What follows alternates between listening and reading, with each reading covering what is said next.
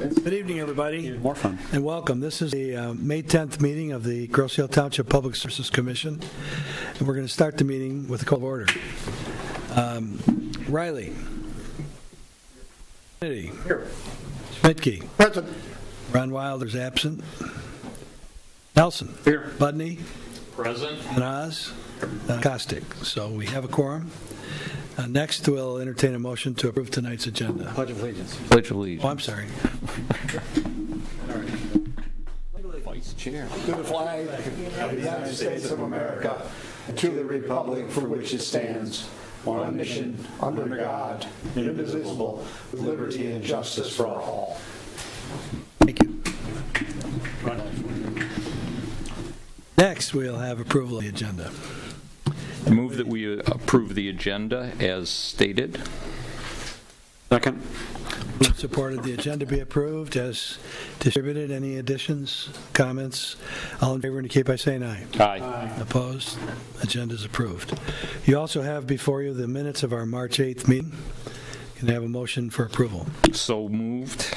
Second. Whom supported the minutes of March 8th be approved as distributed. Any comments? Hearing none, all in favor indicate by saying aye. Aye. Opposed? They are approved. Next is approval of the bills found on pages 5 through 9 of our packet. These are really vouchers that have been paid. Any questions? If not, I would entertain a motion to approve the voucher statement. So moved. Support from the other side of the table here. I will support it. Thank you. Moved and supported that the vouchers be approved as distributed. All in favor indicate by saying aye. Aye. Opposed? The vouchers are approved. Next, we have revenues, statements, and expenditures, and really the fiscal year has just gotten started 1 month, so there's not much been posted.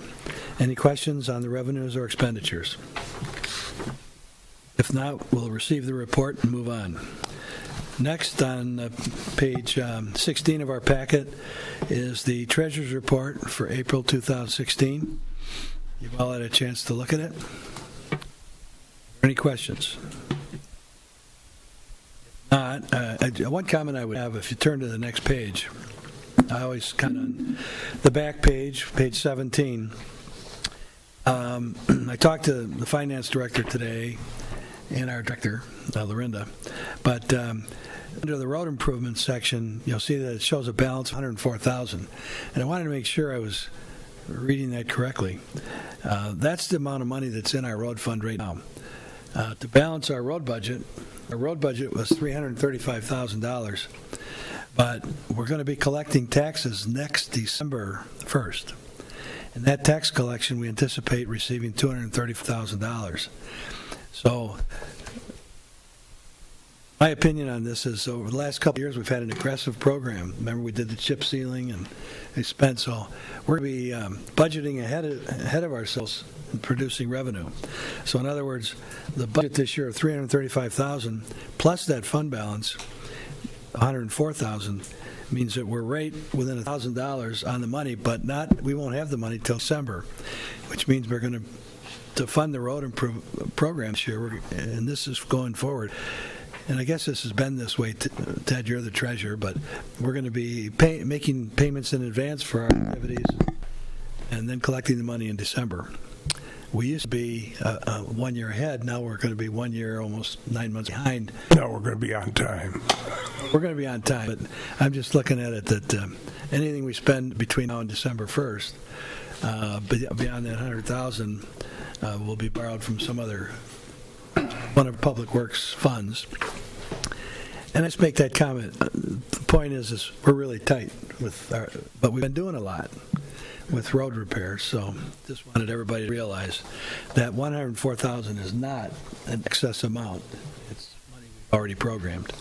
So the amount in our road fund is zero.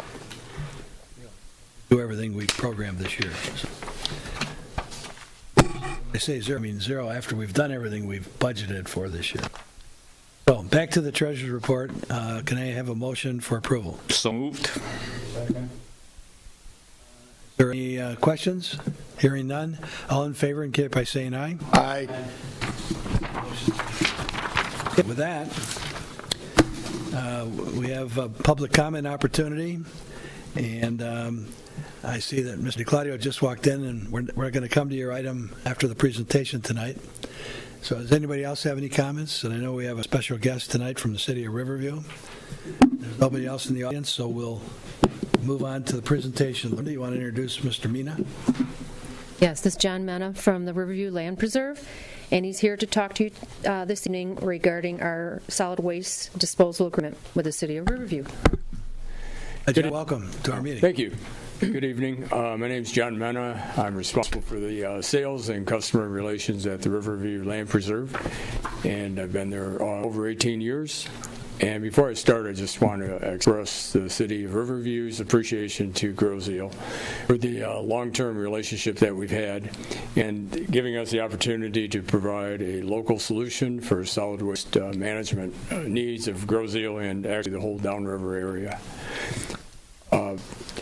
What you should have in front of you is a short packet of a summary of both of how we got to where we are today, and then a little bit about the proposal that we have. Thought it might be important. Sure. I think for everybody's sake, that's page 18 of our packet.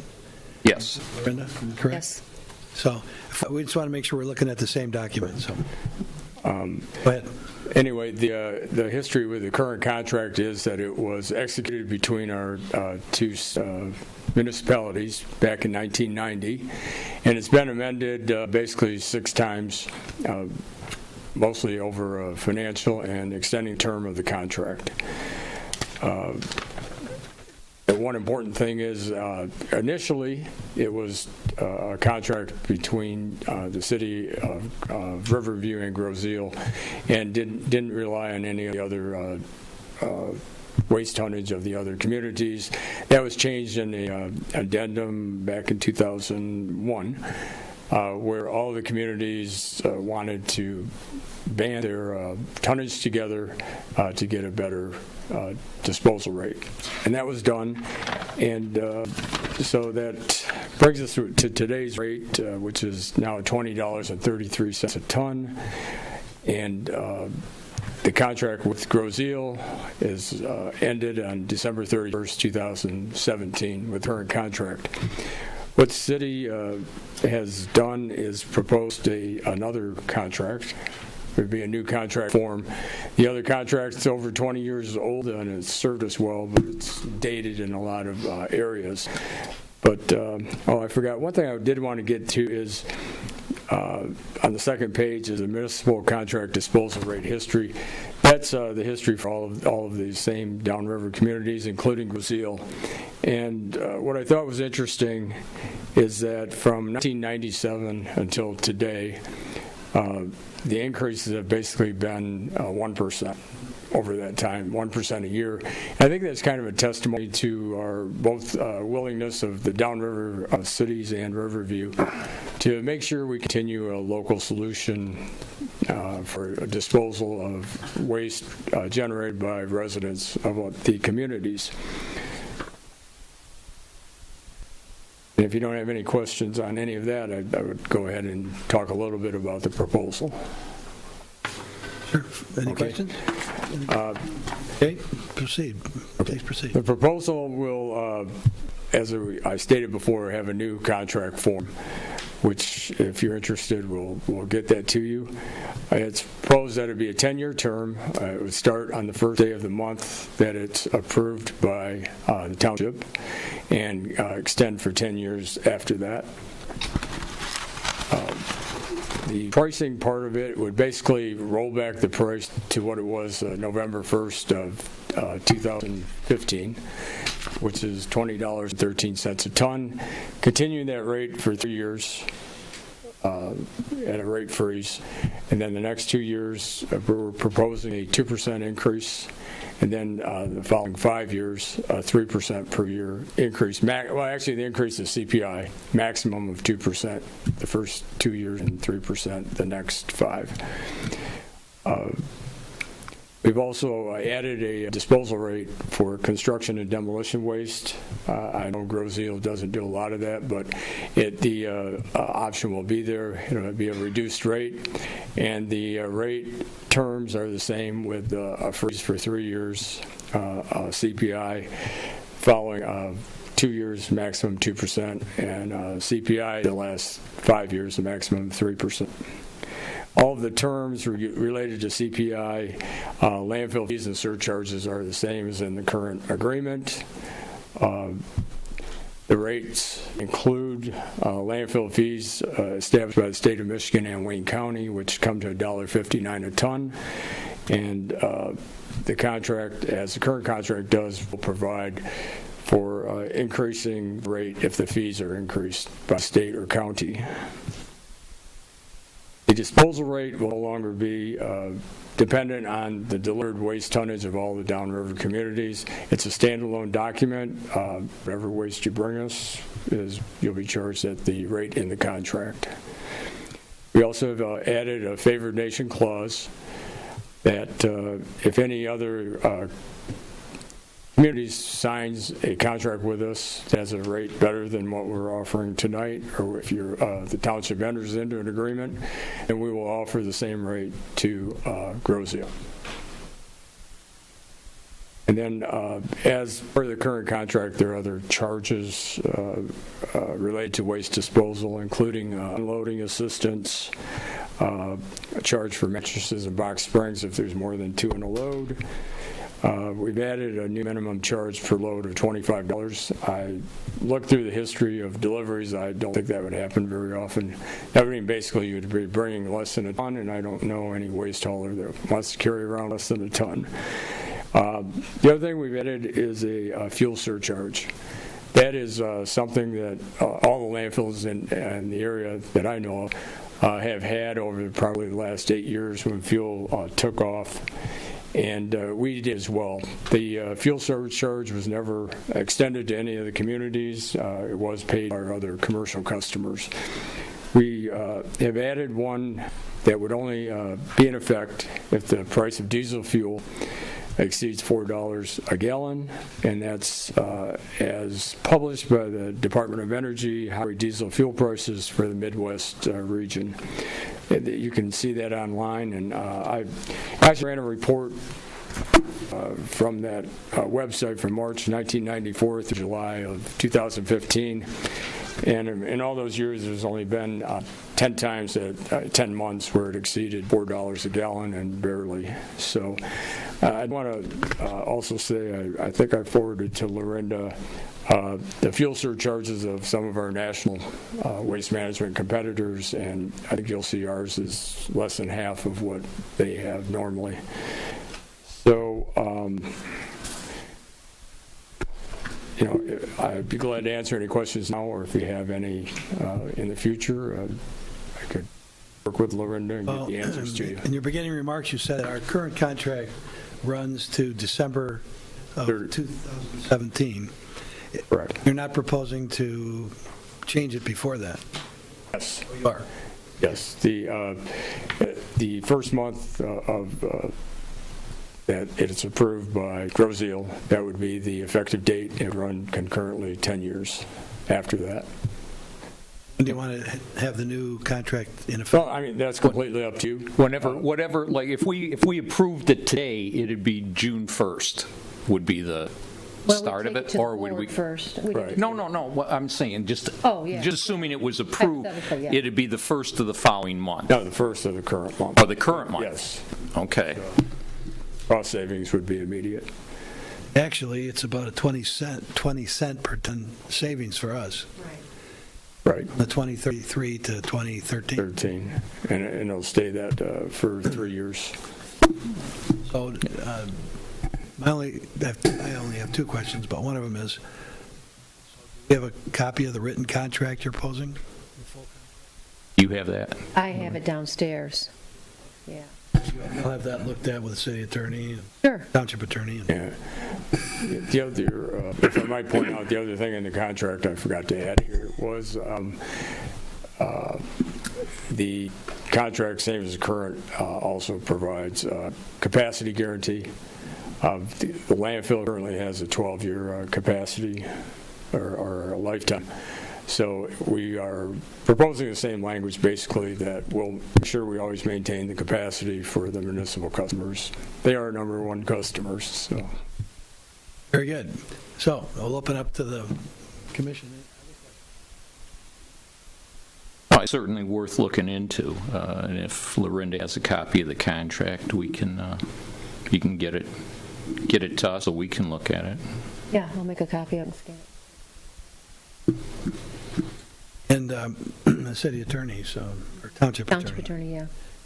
Could I get me a hard copy? Well, I don't hear any questions. One other one, just an observation. Sometimes when I drive up King Road during the weekday, I see trucks that say Windsor Disposal on them.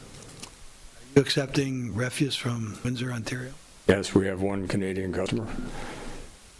That's using up our capacity. And I'm just, that's an issue not just for you as a... Yeah, I was going to point out, I think all of the landfills in the area except some Canadian, some a lot more, some about the John, same. there was once a movement to prohibit that. Michigan legislature, and I don't know what happened to it. Maybe it fizzled out. I think what they found out was because of NAFTA and international trade, they weren't allowed to. We're accepting Canadian garbage. That's what it must have. That's been the issue. So, uses up our landfill capacity. So, nothing you can do about it. Anything we can do about it. It's international law, right? As far as stopping it? Stopping it. Yes. Yes, sir. Canadians are pretty smart. Are there any other questions? Any questions from the audience? I have one. John, if I look at the tables, I'm trying to understand these tables. So if I look at page 20, pricing,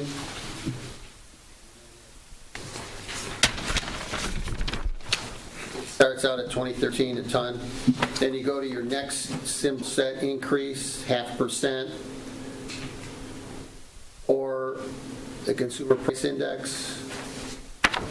It is, the increase is the consumer price index capped at 2% the first. So that includes the 5%. It's a minimum of 5%, a maximum. No, a it's a minimum half. of 0.5%. Yeah, it's 0.5. A minimum of 0.5%. Yes. And as much as 2%. That's the table, right? Yes. Then the next table would be minimum of 5% or 0.5%. 3%, right? Half percent. Half a percent. Yeah. Yeah, I keep saying it, but I mean. Yeah, so a minimum of 0.5% for the 7 years, the maximum of 2%, Okay. and then a maximum of 3%. If I flip to page 21, when I look at the upper left-hand corner of the chart, it looks like 3.5% kicks in right at $4. And then 3.53 kicks in at 401. Yes. So I didn't understand how those intersect with each other. Okay. Again, it's a fuel surcharge. No, I understood Okay. that part of it's the numbers. Okay. It's the fractions, it's the numbers. It looks like it doesn't have to be above 4, it looks like at 4 it kicks in. Okay. Well, it would. The language reads over $4. So. Okay, but the table really says at 4 it kicks in, right? So is there one juncture off on each one of these entries on the table? No. Pardon me? No, there isn't. Okay. If the language in the contract would specify something other than the tables, than contract language? Well, the contract will refer to this table, but the language will say if the fuel price of diesel fuel exceeds $4 a gallon. Which is a little different from the table. Well, the table starts at $4, but there I know, would be and it no goes to surcharge 401 unless it and was it's another number. Pardon me? It goes to $4.01 and it's another number. Yes. So it looks to me like maybe the language is a little different from the table. Probably the easiest thing to do would be to strike the $4. Yeah, and that would take care of. Or make it $3.99, $3.99. Yeah. No, we actually meant to make it over $4. So So whatever the contract language is, who's going to follow up on that here in the DPW? Well, normally what we do is, besides Lorinda following up, but we would have, if we ever have to implement this, we would have the calculations and the pricing from the Department of Energy website attached to the invoice. Right, and it's not so much the kickers, it's more the language. The language in the contract should mirror the language in the charts. It would seem to be better. Okay. What you're saying, John, is change our contract from $4 to $3.99. Well, you could do that, but they should intersect Well, they do. at the right point. Right. They do, John. The chart Okay. is an overall chart.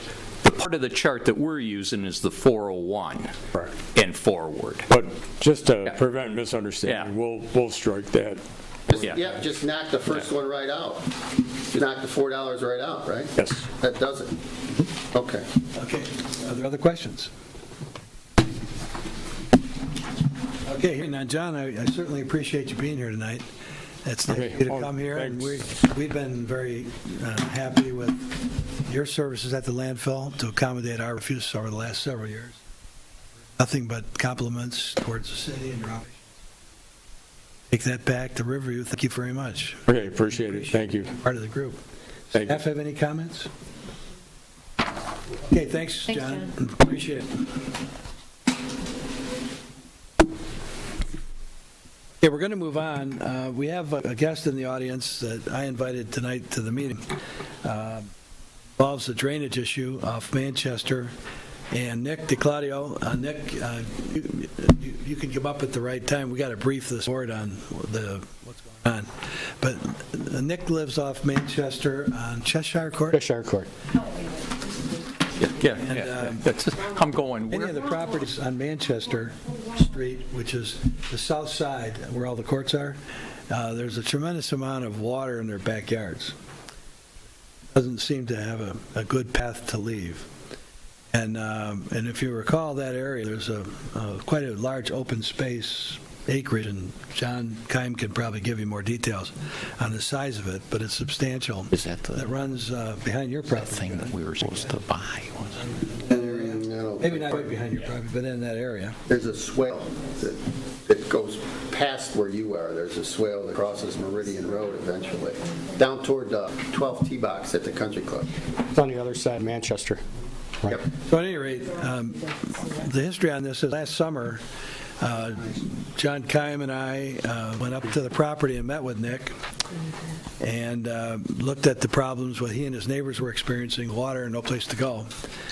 And so we asked Grange Engineering to go out and take some shots of grade and come up with a plan. I guess, in my opinion, this sort of fell through the cracks because they called me a week ago and said, boy, did you ever come to any conclusion about what options might be available and what the costs are? And of course, we've approved our budgets, and there is money in the budget for capital improvements for drains.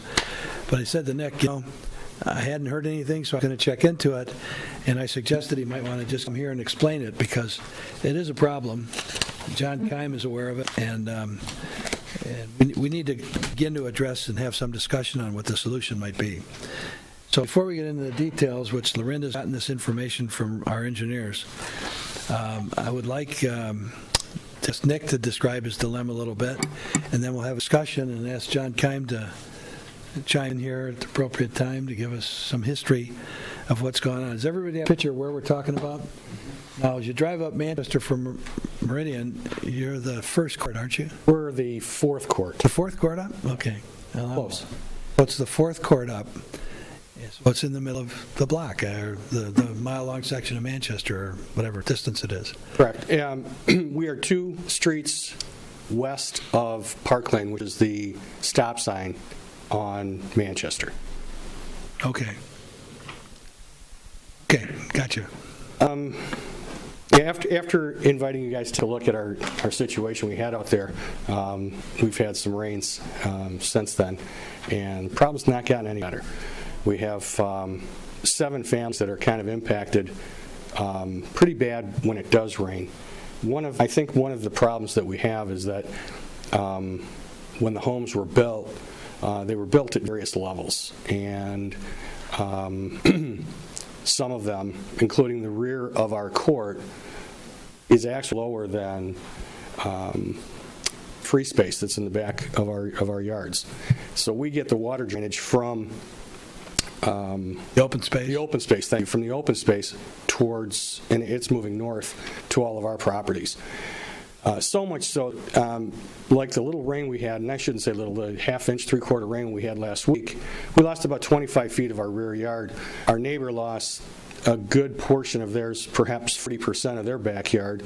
They are to our north. They back up to neighbors on Thorpe. So along with ourselves, we have a neighbor to our west that's impacted, ourselves, two other people that live on the court itself, Cheshire, and then two people live on Thorpe that are, actually three people on Thorpe that are affected as well. In total, seven families are experiencing the problem. We originally thought, and I spoke with Lorenda about a year ago about what the possibilities of township involvement would be, and she informed me of the drainage program. And I think because it impacts so many different families, so many at the same court, that's when I decided to contact Bill and John, see if there was anything that the township could do. And from there, after that meeting, I think there's been some engineering on it. I'm not privy to what that engineering is. And I guess I'm just here to find out where we're in the process. Okay, Lauren, you must have an extra copy of the engineering stuff for, did you give it to them? Okay, good. So you talked to the engineers, Lauren, you want to give us an update of what this cost estimate is and what's been done? Yeah, Russ did a drawing on this, and he said that the scope of the plan is going to include installing a French drain along with the inlets in the rear yards, draining to an existing catch basin. The cost estimate is $81,586. That includes the underdrain, the 6-inch PVC underdrain, the inlets, tree and brush removal, grading, tapping the existing manhole, and then restoration as well. So, and then they have a contingency built in that as well. And that includes the engineering, contract administration, staking, testing, all that in the as-builts. So, You see there's $15,000 for tree and brush removal. I recall there's several giant trees on your property, right? Yes. Of course, at this point, we don't know what he's anticipating. We'll have to review that. So I've not reviewed these plans with anybody in the field or anything at this point, and we wouldn't proceed without having a meeting with the neighbors. I don't want to see big trees removed. I'm sure you don't.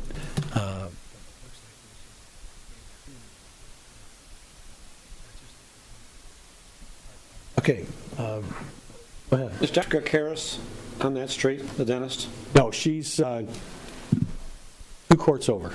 She's had flooding issues as well. I'm not aware, I'm sorry. Well, that's a good question. So it might go both. So that's a good question, Jim. And John, you want to comment at this point about your feelings, your experience with the properties up and down Manchester on the south side? Just right offhand, I just thought of something. We could possibly directional drill that. Save removal of trees and a lot of restoration costs. And as far as, like Mr. DeClaudio stated, the majority of this water is coming out of open space. Now, in the past, there has been a drainage ditch on the south side of that open space along the Rucker properties. It was dug to alleviate a lot of that drainage issue. And that could be an option for this area as well. It would alleviate all of the courts, not just 2. Go that avenue. There is a lot of flooding along properties on Man.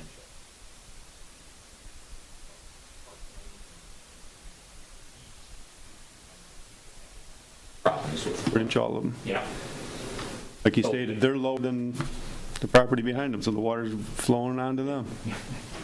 And John, you expressed concern to me that if we go and make this fix, probably the people a couple courts over might come down and say, well, what about us? Correct. Maybe we ought to look at talking about going into the open space, if there's a way to do it, and get the water to flow south away from your properties. I'm not certain, but I think there's a strip of land directly behind our property that is privately held, and then there's open space. So, Correct. yeah. And I'm not quite sure how big that parcel is. Okay, so who owns that strip of land? It's owned by several property owners, and it's also, and the Nature and Land Conservancy owns some of it. This land be inaccessible? Well, not right now, it isn't. If it's behind your property and If you continue on Park Lane, to go in, continuation, that would take you back in there. And it doesn't go all the way to Meridian, it goes out. I'd have to look at the plot plan. I have to look at the plot on it, but yeah, there is a section of property in there. That's what it looks like. The only reason I know that is there's some interest in selling that. okay, so this basically is a wooded, even though it might have multiple owners, it's a section of land that's wooded, essentially. You could almost say it's part of the open space, but it's not. It is not. Correct. So it seems to me then, if we're going to look at an improvement that direction, I mean, it just as an option, we ought to look at the issue of accessibility to these privately owned parcels too, to try to identify all of it. What Ted's talking about is if Park Lane goes all the way through, that's what you're talking about, right? Yeah, but it does, it dead ends right there. It's just a, Well, yeah. But it could, there is access to it. There's access to no, it. that's a the picture thing. into the road. So that's something that's already. But I think we would definitely have to address the private property issue. It's got to be platted somehow. It's probably the supervisor's platted or It something like is. that. It's zoned and platted. How many years have you lived in that court? Original owners, 92. Okay, have you noticed in the last That's an 3 to existing 5 years, post-Ashbore estimation, that there's more water back there? We've seen significantly more water being held on the property, whether it's due to ash or not, I don't know. Have you noticed the diminishment in the live trees Absolutely. back in that area? Absolutely. So the root systems for those dead trees aren't drawing any water. Correct. We had one fall 2 weeks ago in our backyard, rather large. Not quite sure what the species was, but prior to that, we've had numerous ash trees go down back there. Yeah. To your recollection, Ted or John or anybody that's been around a long time, has this issue been brought up before? Not to my knowledge. Les, do you recall? No, not to my knowledge, but I don't believe it has. It's worse now than it ever was, I think. I would agree with that. is there backyard drains? No. There are no Catch basins behind those houses? No, sir. There are none. I don't think I'd be here if there were. Bill, just a thought, if we were to do this swale ditching in there, you could go into the open space Nature Land Conservancy property, get off that private property, you could make that ditch, if it's a 100-foot buffer, put it 120 feet to the south of his property, and you're back on township property, and you're intercepting all that water. I'm not certain, and I don't know if this is the appropriate forum to bring this up, but the ownership of that privately held land was to prevent future development behind them. That kind of a deed restriction that all of the purchasers had agreed to. We tried to buy into that, but no one wants to sell out. It almost would make sense for the privately held land to donate that to open space. I don't believe that it's buildable land to begin with because it is landlocked. So I would think you would get some objection from some of the property owners. They would love open space to buy it. I mean, it's available. Buy it, right. It's available, but I don't think there's any indication that they want to donate it at this point. Have they been approached? There's been some conversation. Okay.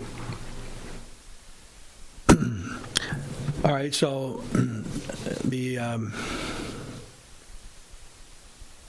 I don't know what the date of this map is. I don't don't see one here. It says April 16th, April of 2016. He used to be the treasurer of DPS. Tim? You know, was this analysis just put together since the first of the year? Yes. Wasn't together last fall? Not that I'm aware of, They no. gathered the field data I think last they- fall after we yeah. met. They gathered it together, and then they created this. All right. So we were not timely with this, and I apologize, Nick, for that. At any rate, my thought is we ought to look into this. Fair agreement? Yeah, Into it? we should look at the whole. I think we look at the whole. So I'd like to arrange for a meeting with our engineers, Brenda, Okay. John Keim. We need to ask the assessor to gather the appropriate property descriptions for us, showing all the parcels along Manchester on the South side, as well as the bordering properties and then the open space. And ask the engineers to see what topographic information they might have, and arrange for a meeting in the next couple of weeks so that we can bring an updated report back at our next meeting. We probably won't have a solution, but at this point, let's just not let it drop. I mean, obviously, we missed the boat on this spring. We're going to do something. If we come up with a solution, we want to do something, probably the best time to do it is August, September, if we're going to do something. I'm not committing anything at this point, but I understand. But my feeling is it's a hot issue now. Let's look at it while it's hot and see if we can come up with a solution. Okay? Thank you. So with that, we will be bringing some kind of a report back at our next meeting a month from, it'll be the second Tuesday of this month, and certainly I'll be talking to you. Very good. Once we have some progress made. So we're going to arrange for a meeting within the next 2 weeks with our engineer, the appropriate people to gather some information. Besides myself, would any other commissioners want to be involved in this? Budney, Mr. Nelson? Okay, so that cover it? All right, so we'll see if we can make some progress here. Thank you very much. Okay. Thank you all for your time. Thank you for coming.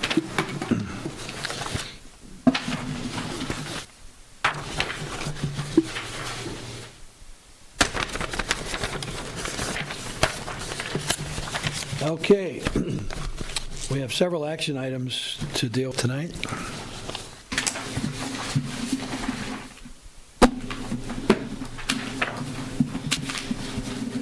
Lorinda, first one is dust control and extension of our contract.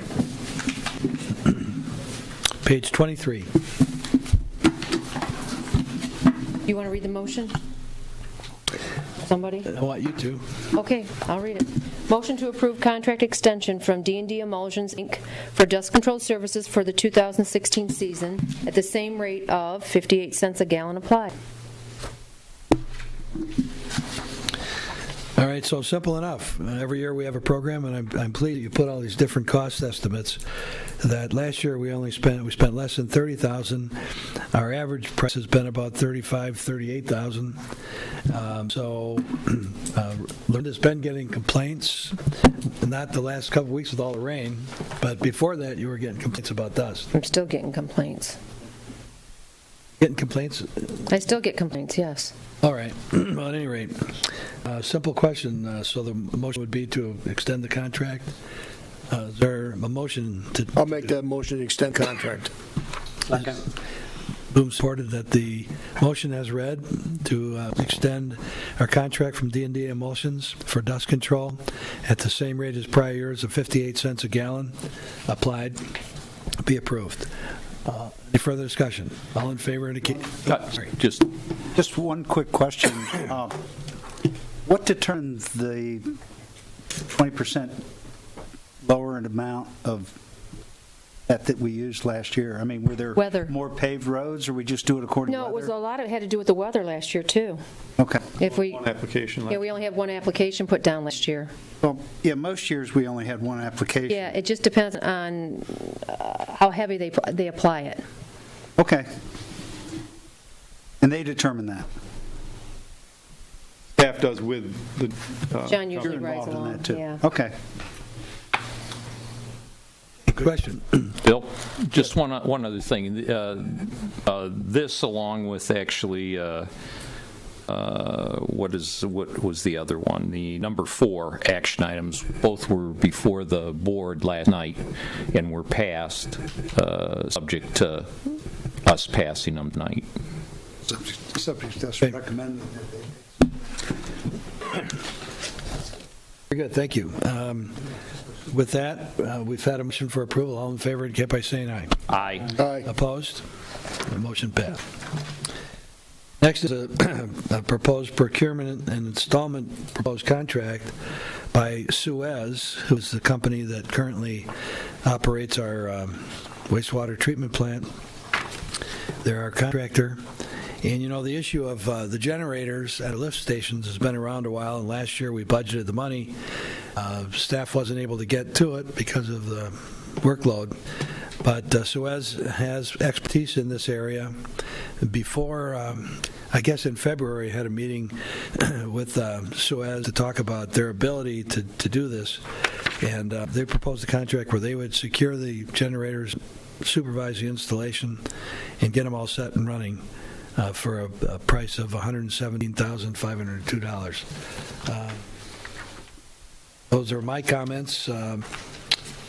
Staff, Joe O'Keefe, who runs our plant, and Loretta, you have a further explanation. I also want to point out that we budgeted $120,000 for the project, and Suez's proposal is $117,502, which comes in under budget. So, we have a proposal. Joe, do you want to speak to it? Oh, Joe.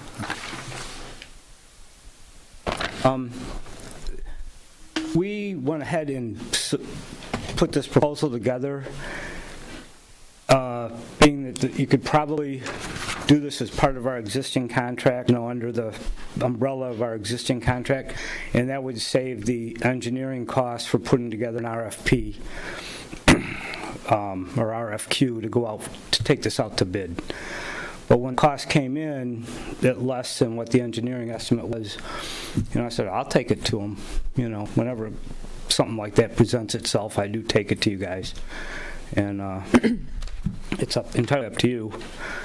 You can take our proposal as is, which is all-inclusive, that's gas lines being run and everything.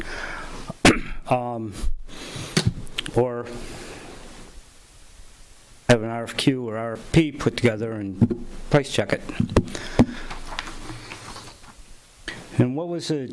This estimate was from, the engineering estimate was that 2014? Did I see that in there? Yes. So it'd actually be the 2-year-old price estimate. Who did the original price estimate? Was it Raines Engineering? Rain did. Yeah. So, basically, Suez will take all the responsibility to get the generators. These will be fixed generators at each site. A fixed generator is a lot more expensive than portable generators, of course. So this is a proposal. Any questions? Discussion? Yeah, I got a question. It says 2 lift stations are located at Elba Island. Correct. 2 are located on Swan Island. Nope. Wrong. Oh, that was my The typo. 5th Sorry. lift station is located on East River Road. They say nothing about the one on Hickory Island. I know. Yeah, I did that. It was my fault. One on Hickory. Swan Island. There's one on Swan, catch, there's Les. one on Hickory, I knew East that. River on East River Road, and the 2 on Elba Island. Uh-huh. So which one is incorrect that's listed on page 21? Swan One Island. on Swan Island. There's Yeah, one maybe Swan one and on- one on Hickory. Hickory. Put 2 on Swan Island. Oh, I see. Yeah, stuck 2 on there. I'd like to make a motion we go ahead with this project. And then it works for what, 10 years? 5. I know we've talked about it every year. I was And still laws working say when you do were it, talking and, about it. we don't get to it, so Well, this would be one way to get it done. yes. And I'm not uncomfortable with it at all. How old are those, Joe? The stations were all redone in 2009, and East River was redone in 2007, I believe. Something like that, We got yeah. that tin can out of there. So all the controls and everything were done. And the generators, we still have the generators at the wastewater plant that we hook up to the back of the truck and haul around from station to station during power outages. This will eliminate us putting a person or two. And you can use the controls? Yeah, it'll all switch over. This includes switching over automatically, automatic transfer switches, just like if you had one at home. How big are these things, Joe? The one at East River, they're pretty much like your standard household ones. So I think like they're about 5 feet long and a couple feet wide and probably about yay high. Okay. The one at East River will be bigger, but that's a bigger lift station there. The pumps are bigger. These will all be energized by natural gas? Yes. That eliminates your fueling issues, which in 2003, if you remember that big power outage, we couldn't get diesel fuel. Well, I was able to get diesel fuel for the plant generator only because I drove to, and they're gone now. There was an outfit in Rockwood, Ernest Oil, and their phones were out. I just drove down there and they said, yeah, we got some fuel in the truck. That's all we can get out. But you're the first one to show up at our door, so they brought it and filled it. So that gets rid of that fueling issue because you have natural gas, which is... And these will all be enclosed and tamper-proof? I mean, they're not going to be... Yeah, right. I mean, they'll be completely enclosed. Nobody's going to be able to go up and mess with any of the controls on them or any of that. They'll all be, they'll be locked, padlocked, just like the lift stations are now. Yeah. Okay, those are good questions. Other questions? If there are no other questions, I'll entertain a motion for approval. Okay. There's support? So the motion is to approve with Suez Water Environmental Services, our current operator of our wastewater plant, a proposal for procurement and installation of fixed generators located at 5 sanitary lift station sites around the township in the amount of $117,502 based upon the recommendation of the Charles Rains Company and our staff. Is there any further discussion? Questions? If not, all in favor indicate by saying aye. Aye. Opposed? Motion carried. Next item, Lorinda, would you read the motion? Sure. The next item is wastewater treatment plant, Suez Environmental Annual CPI Adjustment. The motion is to approve the CPI adjustment of 1.7% effective April 1, 2016 for Suez Environmental for the contract services at the wastewater treatment plant. This is our standard language in our contract, and are there any questions? I had Jim go over the formula. Yeah, and it all worked out. Everything was good. It all worked out. All right, so if there are any questions, and if not, I'll entertain a motion to approve. I'll make that a motion. Support. Supported that the motion to approve the CPI adjustment called out in our contract with Suez, who operates our wastewater plant, effective April 1st of this year for the treatment plant contract, operating contract, be approved. All in favor indicate by saying aye. Aye. Aye. Opposed? Motion passed. Next is a motion to approve the purchase of one Lake Ozino, I'm not sure I'm saying that right, 20 Android CDMA handheld pack in the amount of $8,834 contingent upon DPS approval. Did you bring one with you? You didn't bring No, we don't have one. We don't have it yet. No. the old one? You didn't bring We have the old one. We got the old one. You don't want to use it. All right. We're actually taking it as a trade-in. Yeah. We did budget for this item. We budgeted $14,000. The report indicates $7,000 in the water, $7,000 in sewer, and this is considerably less than that. A brief explanation from staff on the necessity. Again, we've talked about this at budget time. Yeah, we did. The Leica Xeno 20, it's very accurate. You can zero in on it within like a centimeter, versus like the Trimble was off by 3 feet. So It's nice to have accurate records when you go digging in the ground. All right, so John, would you explain how you use it typically? It's like a normal handheld GPS unit. We would use it to mark all our water gate wells, stop boxes, water lines. You can actually trace like the new water lines going in. You could walk a path on there and it would actually, you can download it to Rains Engineering and they can add design a map for you that would be integrated with your geographic information system. So that would help us to update our maps. Use it in the field to identify our water system. Correct. Infrastructure that's water, sewer, anything you want to. Hydrants, valves. Down, okay. We talked about this at budget time at our February meeting and approved it in the budget. Can I have a motion? If there's no further questions.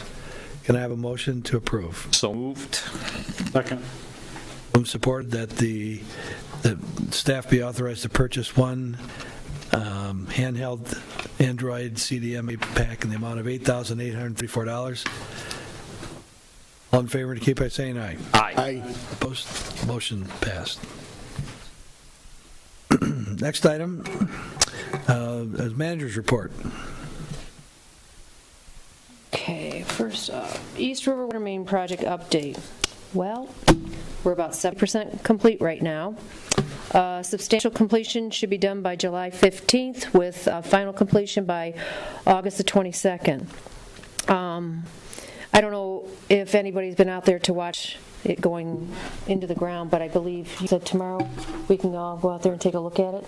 You want to see it? Tomorrow's the last day. It's the last pull. Last pull, so. John, would you, I've been up there and looked at it. Has everybody seen construction? I haven't seen it in operation. I've been by this construction. Okay.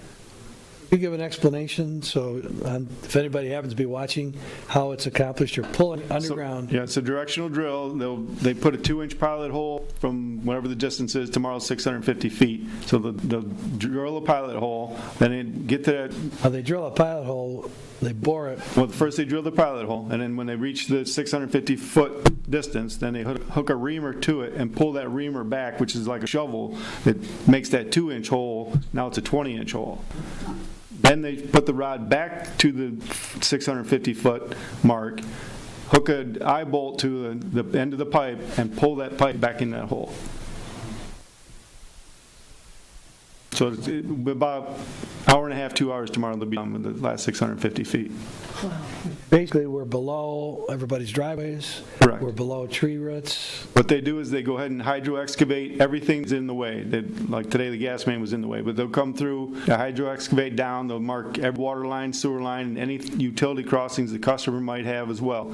And those are called spot holes. So when they come to them as they're drilling, because they can track that drill foot by foot, as they come to them, they either go down or up, and most of the time we're going under. So how do we make the individual taps to the new line? After the line is pressure tested and chlorinated and pass the bacteriological samples, then we go back and we do a saddle tap. At each location. At each location. Correct. And they're already identified as the location. Yep, they've exposed every single one along the way. There's 86 of them.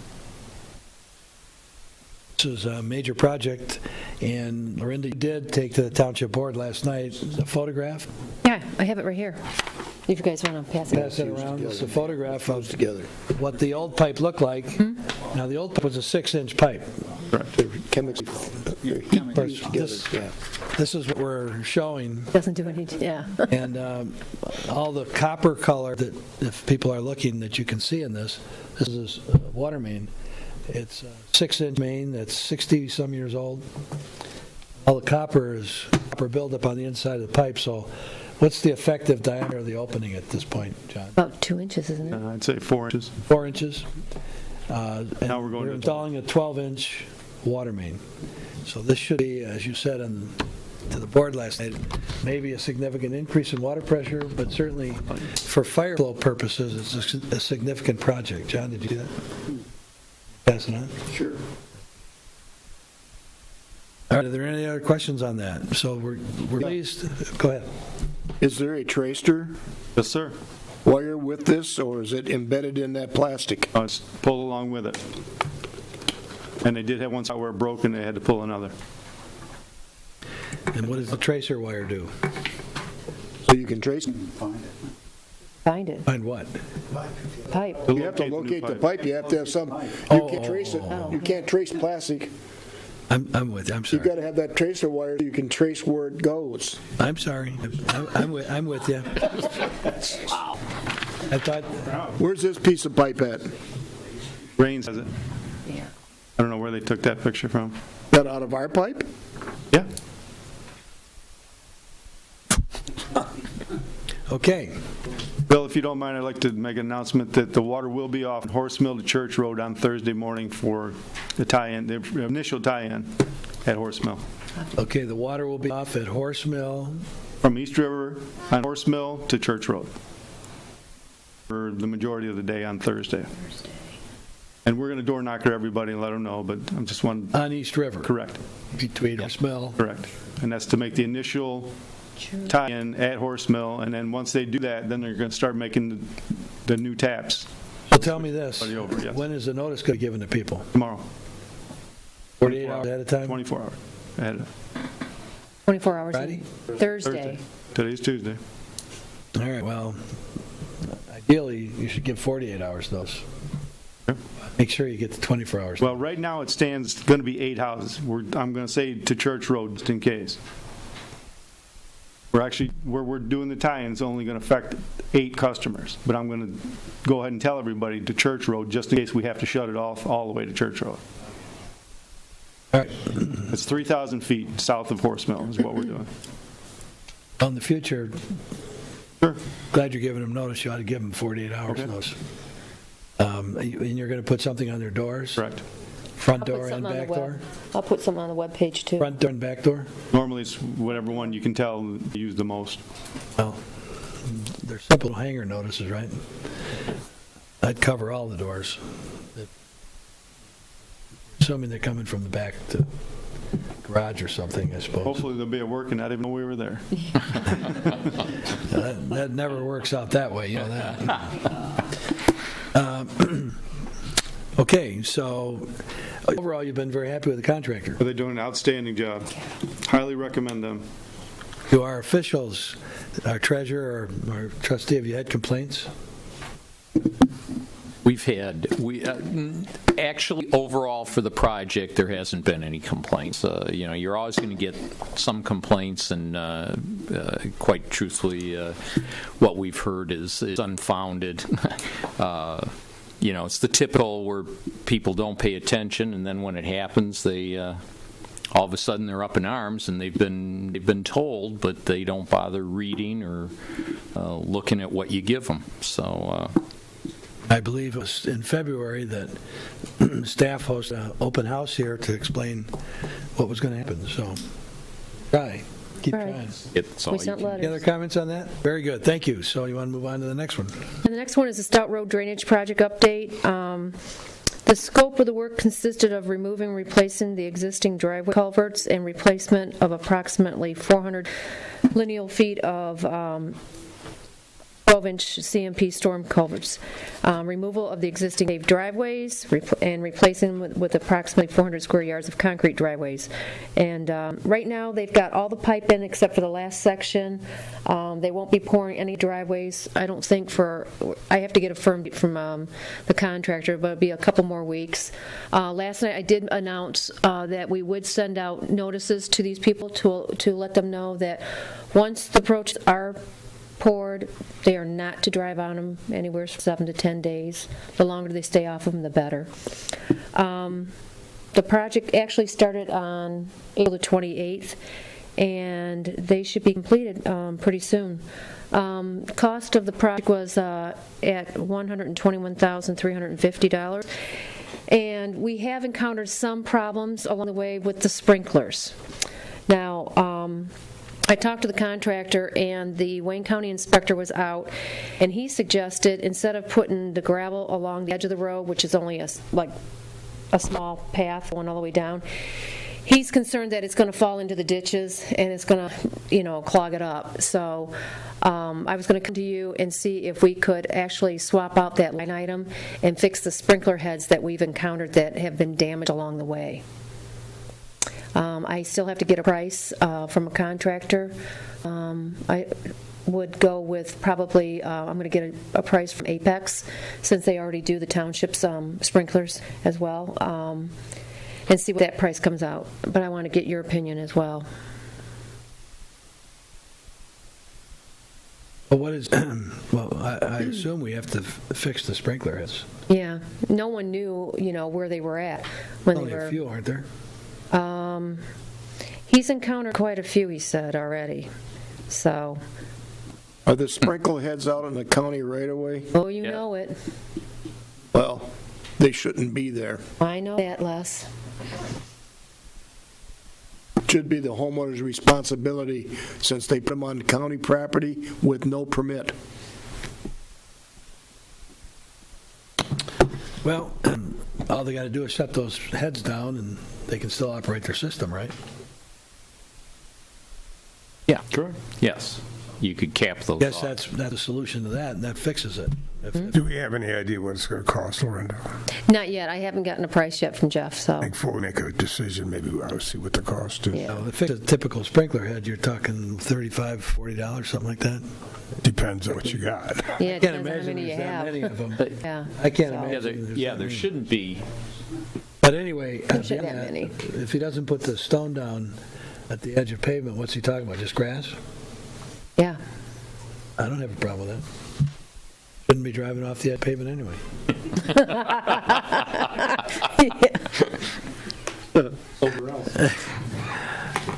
Well, one thing I would say, I was pleased when I returned from Florida to see how neat the contractors left everything. It's pretty nice looking. I mean, it's a bare ditch right now with new culverts, but it looks good. Has everybody seen it? And it looks pretty good. And today, the water was running down the ditch, actually, so Going the right way, huh? like it's supposed to. Yeah. Okay. All right. Next up is some project updates from the wastewater treatment plant. The dehumidifiers were purchased and installed at the plant in late March. Dale helped us out on that one. The electrical conduits, the RFQs were sent out. A non-mandatory pre-bid conference was held on May 4th. Those RFQs are due on this Thursday, and I'll have them ready for you guys for the June agenda. The budget amount on that was $12,000. Also, the arc flash study, RFPs were sent out on March 24th, and those are due the following Tuesday, I think it is the 17th? Yeah, the 17th. We operate, the 5 pump stations, and as wastewater and a wastewater treatment plant. Bleh, I'm getting tongue-tied. As part of the township sanitary sewer collection system. The arc flash hazard analysis is being done in conformance with the National Fire Protection Association Code, NFPA 70E, standard for electrical safety in the workplace at these facilities. The project involves conducting a short circuit analysis, protected device time current coordination analysis, and an arc flash hazard analysis at the township's pump stations and the wastewater treatment plant. Joe had a meeting out, what day was that? When the guy came through there? No? Okay. Oh, no, that was the electrical conduits, yeah. So the proposals are due on May 17th, and those will hopefully be ready for the June agenda as well. Okay. Those were budgeted items that you referred to. Oh, and one more thing, and this is nothing to do with wastewater treatment plant, but on the West River Road ramp, I don't know if you noticed on the south side, it's looking kind of bare. I'm getting prices on some to have mulch put back in there because Dale had asked me to gather some of that information. I just want to let the commission know in case you see us out there. West River Road ramp coming off the bridge. Yep, when you come up the ramp on the south side, like where the trees are all at, Something's if you washed notice, out there? it needs help. So. Okay. Any other things to report on? Nope, that's it. Discussion items.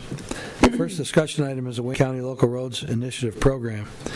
And I think in your packets, page 44, is a letter from Beverly Watts, who's the new Wayne County Director of Public Services, to Dale, our Township Manager, Dale Riom, And she's saying, thank you for your inquiry regarding funding for the 2016 program.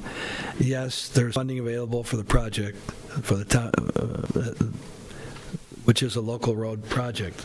The program, last year, we spent $500,000 through an award of money from Wayne County. And it's a program they set up to give to all the townships in Wayne County. And that includes Brownstown and Canton and Huron and Sumter and Plymouth and Northville. And our share was $500,000 2 years in a row. Yep. Unfortunately, it took over 6 months to get our reimbursement from the $500,000, but we've received it now. And this letter indicates that the money is there. So when I returned, I talked to our engineers, and they've deferred. If you recall, our action was to approve the program for this year, but to not authorize it to proceed until we receive the check. And so they have not yet had the construction meeting with the contractor. Right. There were a couple elements. They're going to hold that meeting. There were a couple elements. One is, again, a lot of work is going to be done on Grays Drive by the high school. That has to be completed before school starts. And I forget the second one. Second item. LaSalle Court. LaSalle Court Oh, LaSalle Court. is a big one. And the question is getting a permit delayed from Wayne County. Right. Once, after tonight's meeting, they're going to push it through.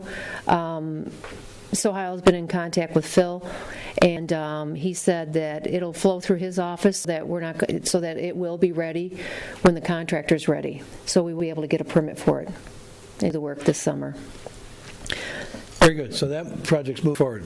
So it's open for discussion, questions? Yes. Yeah. The reason I asked to have this on here was because of the way we were treated by Wayne County and the fact that we had to pay $100,000 to get an extra $100,000 outside of the project in order for them to pay us. The question comes up, do we want to take that chance again working with these guys? Yeah, there's no question the money is there. That was never a problem. It's a question of what, how much grief are we going to take from Wayne County? I mean, we get done with this. It took us six months, and they brought in other issues that had nothing to do with this project to hold up that money. So what's going to happen next year? How much is it going to cost us over and above, or what are they going to pull? Do we want to take that chance? That's the question. Do we want to take the chance of not getting reimbursed? Because the money was there for this year, but they didn't pay us until we forked over more money. So that's why I had that on here, whether we want to go forward with this. You were supposed to pay $100,000. We did. Each year. We did. Everything was done. We gave them all the, documentation they wanted. Everything was done. They wouldn't pay us because of outside issues. They brought in other issues trying to stop payment to us. The question I wanted to raise to the commission is, do you want to take that chance again? And Ted? The issue that Mr. Budney puts in specifically is the Safe Route to School program, which was a debacle from the beginning, as most of you will remember. And what I feel, and our attorney, our township attorney, felt that there were two different issues, and we would probably resolve this issue in court if it had to go to court. But it gave us an opportunity, with Jim's help and with a couple of the members of the board's help, to negotiate a settlement on a Safe Route to School, because initially they were asking us for close to $150,000 additional as to the money we've already spent. Well, we negotiated that down to 100, so hooray, we saved $50,000. But they were actually holding hostage this money, which was Act 51 money, which was totally unrelated. Now, what Jim's concern is, and I have some concern about it too, is if we, the township, were to owe them any money at the end of the year when this project's done, are they going to use that as leverage to gain this? Now, as it stands right now, we do not owe Wayne County any money, but that doesn't mean they couldn't drum some up. I don't know. So it's a concern. I think they acted illegally by holding that money from one program to another program. I would urge you as a commission to go ahead and move forward with it, and we'll fight it out. Just be aware that if for any reason those funds aren't available, it would probably come out of our future road funding. We do have the funds to move forward with the program, though. Any board have any comments? Well, I do. I didn't know you had asked to have it on the agenda. I wanted it on the agenda, too. Oh, okay. I wanted it on the agenda to make sure we were moving forward with it and what the status of it was, knowing that there was a delay. And wanted to announce to the commission that we did get the check, and I talked to the township manager and heard the whole story about the dispute. If we don't go forward, who are we hurting? We're going to hurt the people that live in the neighborhoods where we're proposing to do literally $600,000 worth of improvements. The townships, $100,000 and the $500,000 from Wayne County. So that's who's going to hurt them. So I think the battle was worth it.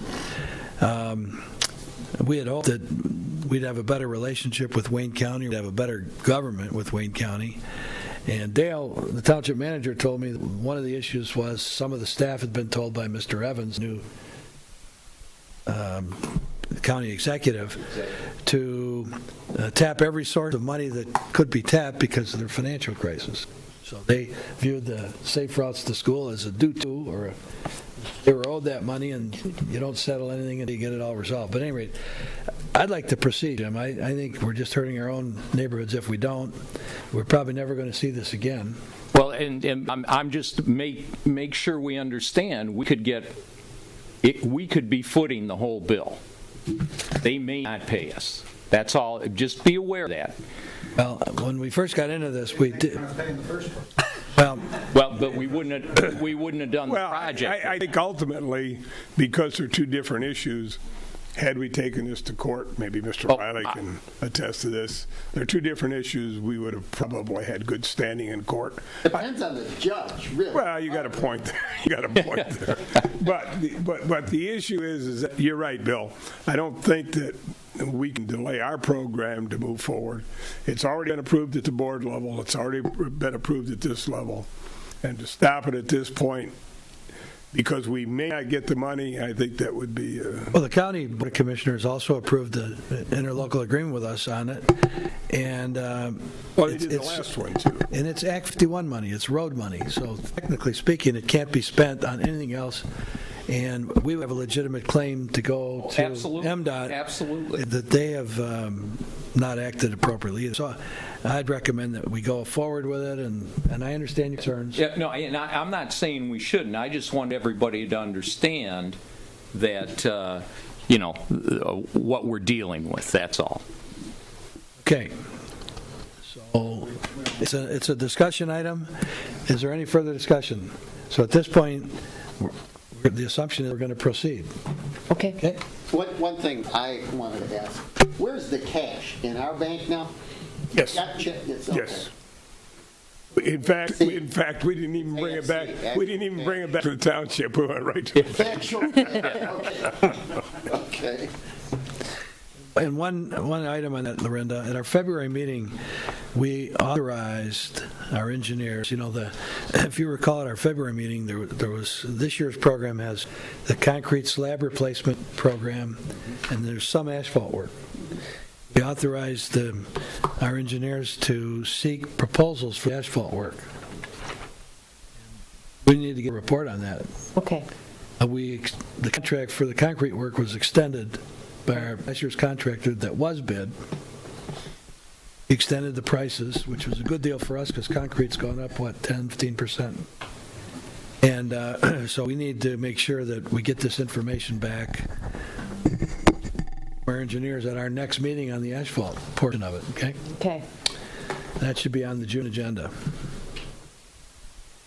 All right, so then the next item is discussion item, wastewater treatment plant effluent flow meter cleanup. Page 45 of your packet. Yeah, this is an issue that came up in February when I was doing the monthly totals and getting my report ready for the DEQ. And in looking at my numbers, we have 2 meters to measure the flow, the influent flow and the effluent flow. The effluent meter was mandated by the DEQ is back in the 90s, that when we had a major construction project at the wastewater plant, we were to install an effluent flow meter. So in 2008 is phase 4 of the whole improvements that were done. We put this meter in. The meter was kind of unique because we're in a situation where that effluent line is, it could be a partially filled pipe. So we needed a special meter that could measure flow in a partially filled pipe at times.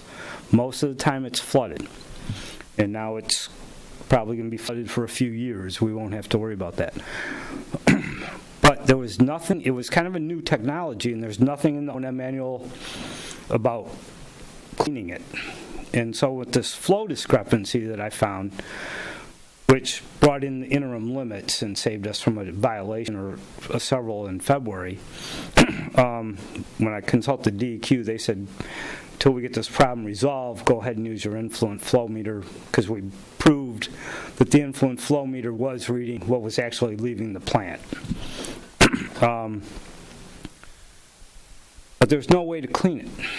And the natures of these things, they need a run of, I believe it's like 4 diameters of the pipe in front of and behind of, so you don't have turbulence through the meter.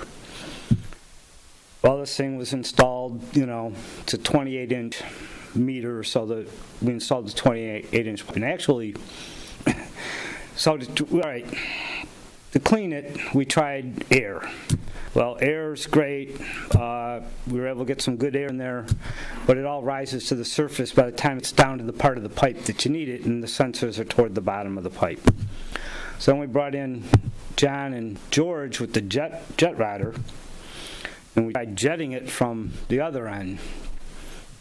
No effect.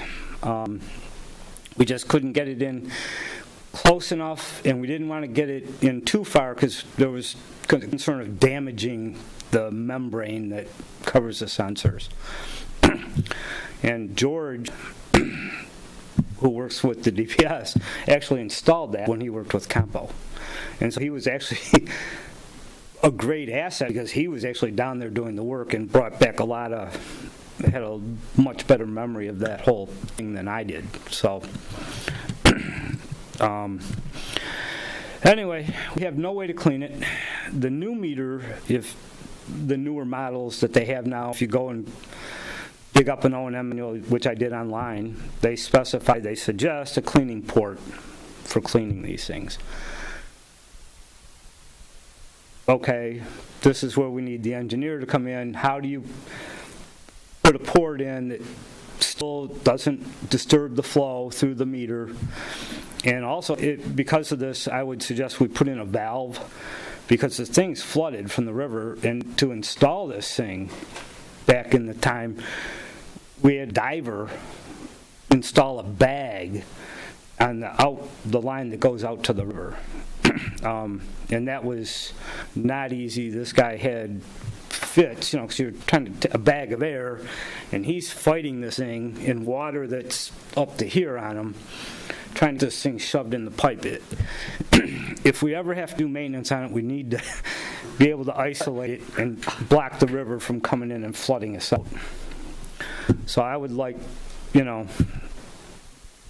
that we get approval at some point to go ahead with the engineer to design and work on how, even a cost estimate, because I have no clue, on how we can get a cleaning port installed and an isolation valve to prevent the river from backing up. Joe, I'm sorry. No, I was just going to ask, did you contact the manufacturer? Yes, that's how we brought out UIS, who does our instrumentation, and everything checked out. And so there's still this discrepancy. And so we called the manufacturer, and they said, oh, it's probably a buildup on the membrane. But when he read him the model number, he goes, oh, that old model. And so they had no help for us as far as cleaning, other than installing a cleaning port. Okay. They said, yeah, if you get some turbulence in, and that's when we did the air. That was the easiest thing for us to do. But it just, by the time it got down there, it dissipated so much. It's all at the top. Any turbulence is at the top. So the discharge is in the canal? Yes. No, it's in the river in the shipping channel. Okay, so this pipe you're talking about actually leaves the plant and is under West River Road? Yes. And from the proximity of the plant, north to south, driveway and so forth, where's this pipe outlet? It's right, that control panel electrical thing that you see as you pull up right by the first driveway? It's right there. That's actually a gate. That's the control for the gate for the flushing water. Your main entrance right there? Right there. So it's under the road right there? Yeah. How deep is the line from the road surface, let's say? Probably about 12, 15 feet. Oh, that's all? Yeah.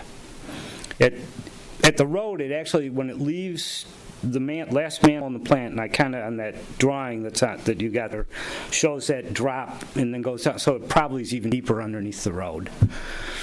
The clean-out port would be in a pipe at that depth? Yes, but right now the meter is there's a meter pit. It's a big 12-foot meter pit that's, right there in the front lawn. Okay. So that would be installed right inside that meter pit, so we'd have access there. The valve I would suggest be installed on the river side of the pipe. There's the manhole, so there's like a basin, and then the line leaves that. And at that point, somewhere up there should be the isolation valve should be installed.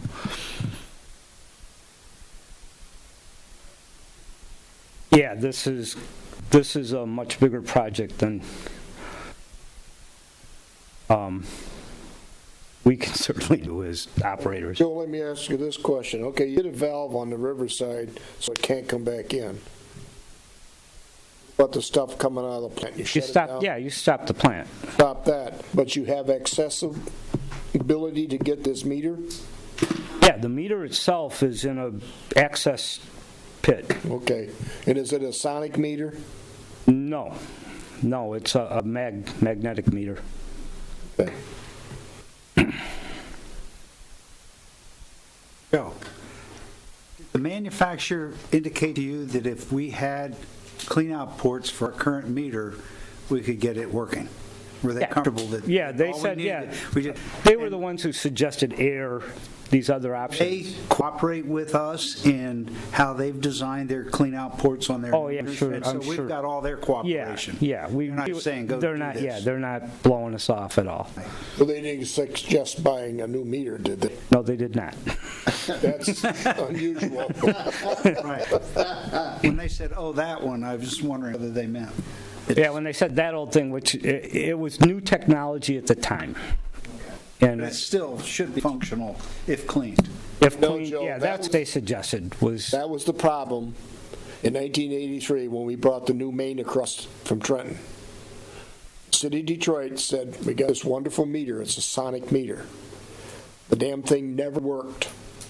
And we got the craziest readings because the water was too clean. It wasn't getting the readings. So one day they happened to come over there, they're working on it, and I talked to this guy from Detroit. I was the interim manager at the time, and I says, we're looking at getting rid of that thing. He says, you are? He says, I happen to have a mechanical meter back at the shop. Detroit came out and changed that meter, got rid of it, and we have a mechanical meter over there that reads. But that sonic stuff just don't work. Yeah, that's a different technology that also, yeah, it's not as reliable as magnetic meters. All right, so the motion we would entertain would be to authorize you to go to the engineers and bring back a cost estimate of what the engineering for this, give us a budget, a range. Yeah. Of what the engineering might entail. Is there any interest or is there a motion to authorize them to go get engineering? But you want a motion to get the engineering to put the valve in? Get the engineering just to, well, first you need an engineering estimate what they're going to charge. I would assume that would be Rains. That might be your first step. But then, yeah, then to go ahead and engineer. Yeah, so let's get a price range for the engineering. It's probably something we have to do. And they let's can know where we are. And they would be able to supply you with a cost estimate. Yeah, the cost of it, can they pull the meter out and clean it and put it back in? If we could isolate that, if we could stop that river from backing in there, yes. Well, that's where we need the valve at. Yep. Yes. I would say go forth with that. So my suggestion is let's have a motion to authorize them to get the engineering and bring a report back with a cost range for engineering services at our June meeting. Put that in the form of a motion. Second it. Hey, have you captured the essence of the essence? Yeah. We've gone from design to just cost essence of our intent here? Okay. Yeah. All right. Is there any further discussion? All in favor indicate by saying aye. Aye. Hey, Thank you, Joe. Thank you. Last item, well, we have the chairman's report now, and I do have an item.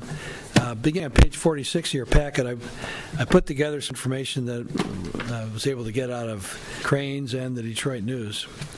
And we're still gathering information on this, but I just wanted to highlight this to you. You see the underlined portion on page 46. What this refers to is in November of 2015, the state legislature finally passed the transportation package. And the way this reads, it says, in all, Governor Snyder budgeted an extra $533 million for transportation during the 2017 fiscal year that starts this October 1st of 2016. Roughly $465 million will be the result of new tax and fee revenue collected starting in the second quarter of next year, of 2017. So the article goes on to say, I'm reading the highlighted portions. New road revenue will be collected for 9 months of 2017 rather than the full fiscal year, and along with other federal funding increases. Starting in 2019, I'm reading the highlighted portions, money will be diverted from the general fund for roads, $150 million that year in 2019, $325 million in 2020, and $600 million by 2021. Those are MDOT's estimates. So what we do have is a transportation package that the legislature adopted. What I want to say to you is that we've done some preliminary looking at this, and I don't have any figures for Wayne County at this point. But we're going to ask Wayne County for what their estimates are. But I do know that from the Municipal League, I did see what the city are going to get. And just taking a few examples, looks like the cities between now, or 2017, and 2021, each year it grows, but by 2021, they will be experiencing a 65% increase in revenues. Well, how does that translate? And I did some calculations. For the city of Farmington Hills, for example, that I have a little familiarity with, the revenues are almost $6 million a year from Act 51 for road maintenance. That would go to well over $9 million in that period of time. If you took the 65%, and if it's true, and this is speculation, but Wayne County gets around $56 million a year of Act 51 monies. take 65% increase, that would put them well into $90 million a year, which is about a $40 million increase. Okay? So my guess is if they're going to get $40 million more, we're getting 56 million. Some of it's going to go into buying new equipment that they've deferred, hiring back some staff maintenance that they've deferred. But I'm going to guess 25 million of it ought to go towards road improvements. Coupled with that, there's the new federal highway bill, which isn't that significant an increase. So I don't know how much money more we're going to get in the 5-year highway bill for Michigan. But it's going to be a bump, and I'm going to guess it's going to maybe 10%. My point is, at some point we need to get from Wayne County this information. What are they projecting? And what do they do with the money?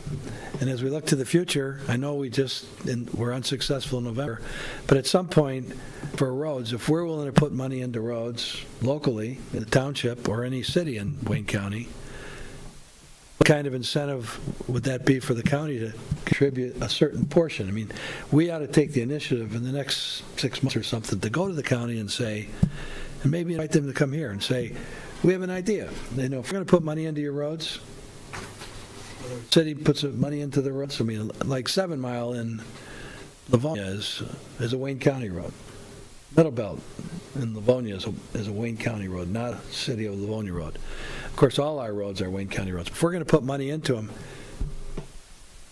we're fixing their roads, we should propose to them, along with maybe some other townships, maybe we collaborate with Brownstown, or my idea is they ought to give us some incentive. They ought to contribute something to match it, is the point. It's going to be new money, and so I wanted to make sure everybody's thinking that way. So then the other thing is this is their road program for this year. And if anybody's watching, I want to highlight, this is what we're up against. This is Wayne County's road program, the major road work they're going to do in Livonia. They're going to do Baseline Road, which is 8 Mile Road between Newburgh and Farmington. That's a 1 mile stretch. They're going to do patching. Well, patching, they're going to do some patching on Eureka as well. And if you go to the airport, patching means slab replacement, which is very expensive, and it's certainly needed by the airport. So that's a whole mile of major patching in a 6-lane road in Livonia. Look at West Road. I'm going to go through the list. I mean, I think people, if they're watching, should know this. In Westland and Garden City, Cherry Hill between Wayne and Merriman, resurfacing. Romulus, Eureka between Middle Belt and Inkster. Now that's between Middle Belt and Inkster. That's before you get to the airport. And then between Rocco and Allen, that's in Taylor on Eureka Road. In Romulus again, between Eureka and Wayne Roads, east of Dingle Drive, the airport. You know, when you go to the airport, you can see on Eureka Road, you can see the reinforcing bars showing in the concrete. In the city of Detroit, 5 Mile Road, Finkel between Evergreen and Southfield, resurfacing. So we're competing with some Wayne County roads in the city of Detroit. Canton Township, Getty's at Denton intersection. I'm not familiar with that, but Allen Park and Lincoln Park and Southgate. Goddard Road between I-75 and Toledo, resurfacing. Bellevue and Van Buren Township. Huron River between Elwell and Sumter. It's resurfacing. Again, Detroit, a project. Joy Road between Evergreen and Southfield Freeway, resurfacing. Canton Township, Lots Road between Cherry Hill and Ford, regrading. I don't know what that means. Again, Livonia, 7 Mile between Newburgh and Farmington, patching.